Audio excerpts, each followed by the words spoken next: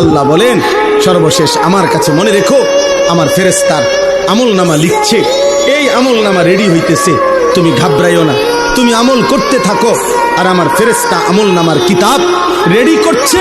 কিয়ামতের দিন তোমার আমল নামাই তোমার সামনে কথা বলবে, এক বিন্দু জুলুম হবে না, একটা নেকিও ছুটে যাবে না, একটা গুনাহ বেশি লেখা হবে না। ঠিক তুমি যা করেছ তার আলোকেই ফয়সালা হবে, তার আলোকেই সিদ্ধান্ত হবে, তার আলোকেই বিচার হবে।